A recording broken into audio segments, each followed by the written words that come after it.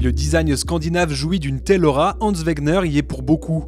Né d'un père cordonnier en 1914, ce Danois a toujours baigné dans l'artisanat et c'est tout naturellement qu'à peine âgé de 17 ans, il s'est tourné vers une carrière d'ébéniste.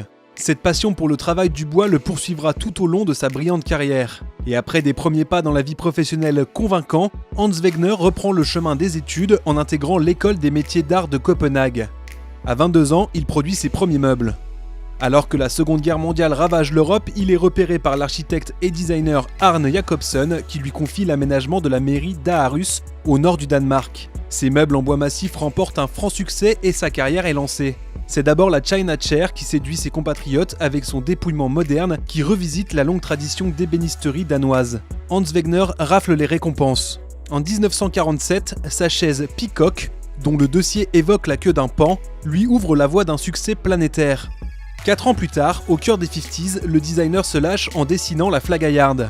Extrêmement confortable, ce fauteuil dont l'assise est faite en cordage, habillé d'une peau de mouton, deviendra l'un des objets les plus marquants de l'histoire du design.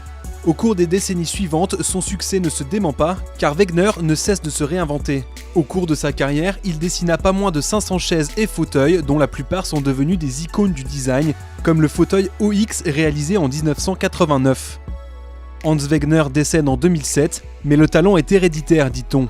En 1993, sa fille, Marianne Wegner Sørensen, reprend le studio de son père et perpétue sa philosophie, en dessinant un mobilier aux lignes épurées, mais toujours ultra confortable.